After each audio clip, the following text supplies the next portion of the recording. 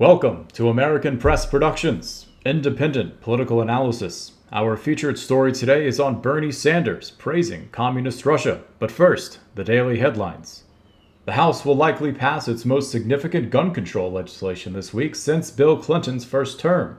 This marks a developing trend for the Democrats of a unified front in seeking gun control, a traditionally divisive issue for the Democrats. As CNN's political analyst Ronald Brownstein writes on this topic, the party is evolving into a more metropolitan-based coalition. The legislation is not expected to pass the Republican-controlled Senate. The bill would impose a universal background check on all gun purchases. And America certainly has a problem with gun violence. Baltimore's first shooting victim of 2019 happened only 12 minutes into the new year. On January 1st, 2019, there were 4 shooting victims and 2 deaths in Baltimore. There were a total of 343 homicides in 2017, though not all of them shooting-related. Nearly a full 2 months into 2019, and there are already 38 homicides from gun violence alone. With a population of 611,000, Baltimore had a murder rate of 55.8 per 100,000 people in 2017. St. Louis, at only half the population of Baltimore, has a murder rate of 66.07. Detroit is at 39.8. Meanwhile, Boston, with a near identical population of Detroit, has a murder rate of only 8.35. Denver has the same murder rate of 8.35 with only a slightly higher population count. Seattle has an even higher population count but a murder rate of only 3.74. Boise has a murder rate of less than 1. America's gun violence must be addressed, but the data suggests the factors that cause it are not universal. So a universal background check will not address the key issues. So the question is, are we purposefully legislating against law-abiding citizens, or just ignorantly looking past the criminality that caused the majority of American gun violence? Ocasio-Cortez has styled herself the boss in the Democratic Party, and some Republicans are quietly approving, not because they support her policies, but because they believe the majority of Americans do not, specifically those who vote Democrat. Ocasio-Cortez's Green New Deal plan has received wide criticism for a variety of reasons, one of which is the cost, an estimated $93 trillion. The U.S. yearly GDP is only $19 trillion, and that's by far the highest in the world. While the one key policy that has driven Democrats for the past 2 years has been to be the anti-Trump, here comes Ocasio-Cortez, offering solutions to real problems, as crazy as they may be.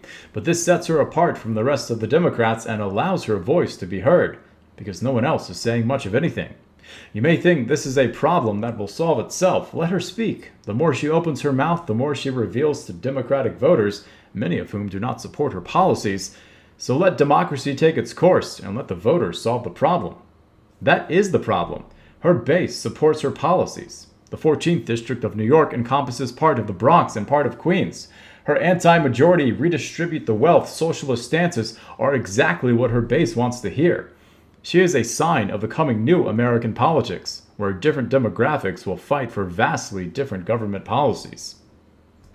Bernie Sanders recently threw his name into the pot of presidential candidates. He smashed Kamala Harris's biggest first-day fundraising of $1.5 million, with $4 million in only the first 12 hours, and $10 million in the first week. But it's not all good news for Sanders. Former Clinton campaign staffers have released details of Sanders' frequent requests for use of private planes to attend pro-Clinton rallies in 2016, which became a running joke amongst Clinton staffers because of Sanders' socialist policies, as well as his push for the elimination of carbon-generating heavy aircraft. In total, Sanders billed near $100,000 for use of private planes. He spent just under $300,000 in October of 2018 for use of chartered jets to campaign for the midterm elections. And to top it off, Sanders spent $5.2 million on private jet services in a 6-month period from the 2015 to mid-2016 for his presidential campaign. He might say he had practical reasons to do these things, but wouldn't most people say the same in regards to their own life and business? Perhaps some of us are more equal than others. Sanders has also been criticized, in light of his wealth redistributive policies, for owning 3 houses, the most recent of which was purchased in 2016, a 4-bedroom lakefront home for $575,000. To quote Sanders himself, How many yachts do billionaires need? How many cars do they need? Give us a break. You can't have it all. And now to our featured story. Footage shows Bernie Sanders praising communist Russia. Footage unearthed by the Reagan Battalion shows Bernie Sanders and wife Jane Sanders praising their experiences and observations from their trip to communist Russia in 1988.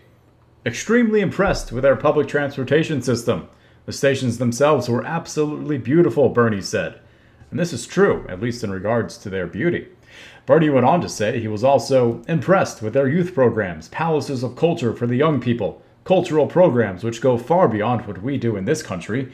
We went to a theater, which was absolutely beautiful, had 3 separate stages where cultural programs are put on by professional actors. The cost, the highest price of a ticket that you could get was equivalent of $1.50.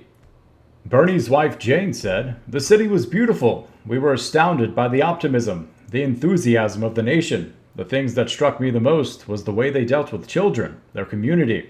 They put the money into public facilities. They are paid for by union dues. Those places have movies and dances, lots of artistic outlets for people. For instance, they might become members of an orchestra. When they go off for performances, it's not seen as something they do on their own and have to take vacation time off from work. It's seen as providing or contributing to the community life. Instead of compartmentalizing their lives into jobs and hobbies, it's all interrelated and all under the banner of community involvement." It's important to realize here, we shouldn't compare the services provided by communist Russia to its citizens, nor the apparent optimism and enthusiasm of its people to that of similar aspects in Western nations. That's because what Sanders and his party saw likely wasn't real. As Bernie praised the theater programs for the children, he was unwittingly part of a theater himself. He and his party members were actors in a program designed to fool visitors to communist Russia, designed to impress so that they would take their wondrous stories of praise back to their home countries and tell a lie, which is exactly what Sanders and his party did, unknowingly become ignorant agents of the communist state. This was a known practice of communist Russia. There's a famous story of why the Berlin Wall was torn down, why communist Russia finally collapsed. In 1988, Boris Yeltsin, president of communist Russia, took a trip to America. He had just visited the Johnson Space Center, which he purportedly wasn't particularly impressed with. After all, his country sent the first man into outer space. Afterwards, he stopped at a Randall's grocery store, just outside of Houston. He had first believed the grocery store to be staged, a private show just for him, a technique he was quite familiar with. Then, he found out there were many such stores on nearly every street corner in America. Even the Politburo doesn't have this choice. Not even Mr. Gorbachev, Yeltsin said. What he saw at the Randall's grocery store haunted him. According to a biographer, Yeltsin couldn't stop thinking about all of the food options Americans had compared to his own countrymen.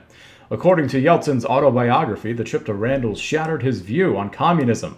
2 years after his trip, he left the Communist Party to make economic reforms in Russia.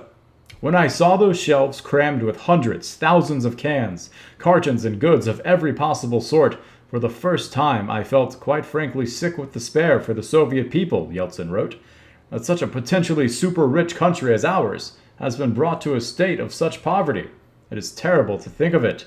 But Yeltsin largely failed to make any headway in his desired reforms. The cronyism and clientelism that had developed under communism were too entrenched to be removed in the short time Yeltsin had. The failings of communist Russia are not the failings of the Russian people.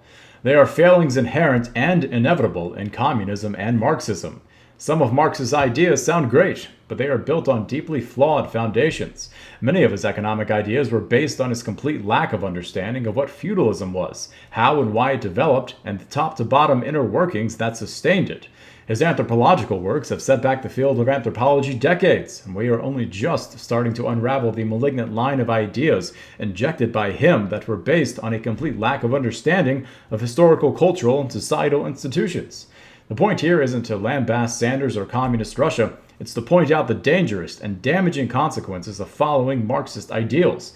The estimated 100 million plus people who died and were killed because of and by communist Russia, the million plus who died in the Gulag system, the 9 million Ukrainians genocided by communist Russia were directly made possible by the systems put in place under Marxist ideals. Sanders continues to champion such ideals. Free or nearly so college education sounds great, and there are many Western countries who have achieved this for their citizens. But America has a wholly different problem than those other countries. Since the 1980s, wage growth has seen only a 0.3% yearly growth rate. Meanwhile, college tuition has seen a yearly growth rate of 2.6%. The numbers don't add up for affordable college for the average American, unless they want to take on a massive debt. Instead of attacking the source of the problem, Sanders wants to throw money at it. His plan for free college tuition would have the federal government pay 67% of tuition, and state government pay the other 33%. This would be funded with increased taxes. On the federal side, the income would come from taxing Wall Street. Sanders' solution to bring about free college rewards the fiscally predatory behavior of this nation's universities. And while Wall Street needs to be addressed, attacking them to solve the problem of a different institution is just plain wrong. Consider this scenario. All the plumbers in America raise their prices to match the same yearly percent increase that universities have been doing going back to the 1980s. That would be a roughly 230% increase in their fees. How many families in America could afford those prices? Most live paycheck to paycheck. Should the government then step in and subsidize those prices for the American citizens? Or should their absurd price hike be directly addressed? Subsidizing college tuition will only encourage universities to raise tuition fees, allowing them to legally siphon money from the American taxpayer. Even if Bernie's vision would include some kind of cap on raising tuition fees, why not just skip the subsidizing step and implement the cap to bring tuition fees in line with average American household incomes and wage growth? Then we can have a conversation about subsidizing education, not the other way around.